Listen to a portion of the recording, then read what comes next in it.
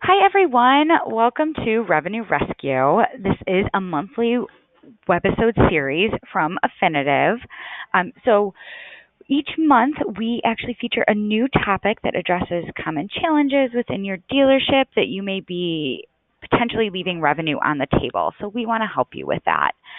We'll guide you through solution and strategy ideas to help you make the best decisions possible for your business. So today we have Kevin Winter, Affinitiv's Chief Product and Strategy Officer, to talk about how to amplify your marketing reach. And with that, I will turn it over to Kevin. All right, cool. Thanks, Ann. And thanks, everyone, for joining this month's webinar. Like Ann mentioned, today we're going to focus on some strategies on how to sell and service more vehicles through purchasing third-party data. So, I think last month's webinar, we focused both on first-party data and a little bit into third-party data. But this month, we're really going to go after new customers, conquesting new customers that are not in your database. It's not an easy thing to do, but it really comes down to really a few key elements. One, having the right data, two, having the right strategy, and three, having best-in-class creative and incentives. So let's start off with the data, since this is so important to our success. There are a lot of companies out there that sell data. And finding the right company can be very difficult. Let's say you do find the right partner. The next step is trying to determine what data selections you're going to make. And that can be overwhelming. If you look at this chart here on the screen, you can see we have around 250 million consumers in our database. Of those 250 consumers, they can have up to 175 plus demographic targeting selections.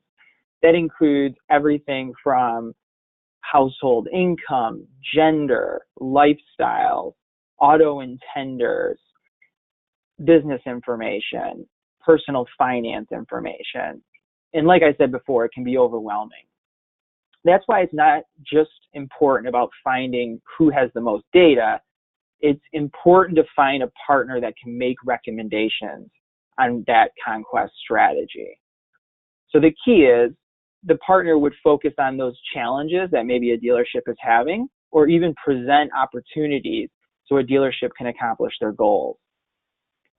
So sometimes it's not only about a challenge a dealer is having or a client is having, but it's also opportunities that come up. I think we all know back in April, Ford gave everyone a glimpse of their future by announcing that it would remove most cars from their product lineup in favor of trucks, crossovers, and sport utility vehicles. During the earnings call, Ford said that it planned to discontinue the Ford Fusion, the Taurus, and the Fiesta in North America, which meant by 2020, almost 90% of the Ford portfolio in North America would be those trucks, would be those utilities and the commercial vehicles, and of course the electrified versions. So why was Ford doing that? Why did they make that announcement? Their CEO said, based on declining customer demand and profitability, those were the main reasons why they're not investing in traditional sedans in North America. So why are we talking about Ford and this news article? It comes back to that opportunity that I just talked about. If you take a look at this slide and take a look at the chart, you can see Ford sedans have really lagged behind Ford's truck and SUV sales. The Fusion hit 300,000 sales in 2014. It also hit 300,000 sales in 2015. And then it started to slip in 2016 and 17 with just over 200,000 sales. So why is that important? There's millions of these owners driving these vehicles. And if they're a sedan loyalist, they're going to have to find another brand eventually. And this is a perfect example of an opportunity to conquest, say, a Fusion owner into a Toyota Camry or a Honda Accord or any other brand that has a sedan in that segment. So let's continue with that example of the Toyota store trying to sell more Camrys and what selections we would recommend to be successful. In the beginning, I touched on the 250 million consumers in the database and the 175 attributes. If my goal was to sell more vehicles and conquest, say, a Ford owner, I would focus on three main categories. Those categories are life events, in market, and leases expiring. So let's take a look at life events first. These events can be anything from having a baby, buying a new house, getting married, unfortunately getting a divorce. In all of those events, when they happen, a lot of times it predicts the need of purchasing a vehicle. I know when my wife and I had our first child, we were definitely not prepared. We each drove small cars, and about a month in, it really felt the need to buy a bigger vehicle. So we started shopping SUVs. And it's interesting, as people begin shopping for SUVs like I did, you absolutely want to make sure that you're in front of them through that entire buying purchase, because people are likely to shop an average of 4 to 5 brands, say 3 months prior to purchase, 2 months prior to purchase, and they really only narrow it down to those 2 brands within the last 30 days. So they're still making that decision on that purchase. And we'll get into the channel strategy here in a second. Separate from life events, I talked a little bit about in-market and lease expirations. These are gold as well, especially the leases expiring. Now, we only have about 4 million leases expiring on our database, but those are folks that we know are coming out of their vehicle and are primed for a new one. Secondarily, in market, this we use a model to essentially predict when someone is going to be in market to come out of their vehicle. The model uses purchase history, service history, demographic information, and each customer is scored with the likelihood of when they're going to purchase. We take the top deciles and we make the recommendation to go after those customers that we believe are most likely ready for a new vehicle. So how is all this data, this auto data collected? That's a question that we get a lot, so I definitely wanted to touch on it. It's collected through extended auto warranty data, independent repair facility data, so those are your Jiffy Lubes or other repair shops, insurance data, finance companies, and it comes from multiple sources to make up about 200 million auto owners in that selection criteria within the 250 million that we talked about, that universe. So a very comprehensive automotive database. So we talked about the data selections, right? We checked the box on that. We know that we want to go after folks that have had a life event, are in market, have a lease expiring, and now it comes down to that channel strategy. And channel strategy is all about how you're going to communicate to your customers. One thing you won't notice here, right, is you won't notice direct mail within our strategy. This is a Conquest program, and direct mail can be very expensive. And so we've developed a strategy that focuses primarily on email, display, Facebook, and Instagram. Obviously, Facebook and Instagram is a no-brainer based on the amount of time that people spend on Facebook and Instagram. But the key is having a comprehensive multi-channel strategy that also reduces the cost and gives us the ability to be very, very successful and still accomplishing the goals that the dealership or the client has. So we've selected the right audience. We've focused in on a digital strategy, and next is all about dynamic creative. And obviously I'll talk a little bit about our creative success and the awards that we've won. But this is important whether you choose us or you choose another partner, that the creative organization follows the brand guidelines. They have the right incentives, the right offers, and you have the support and the success. So that way, when a consumer receives the ad, they're simply one click away from either the specific incentive that you serve them up, or one click away to drive into their service scheduling page if it's specifically around service. And the cool part is it's not about just, one email campaign going out.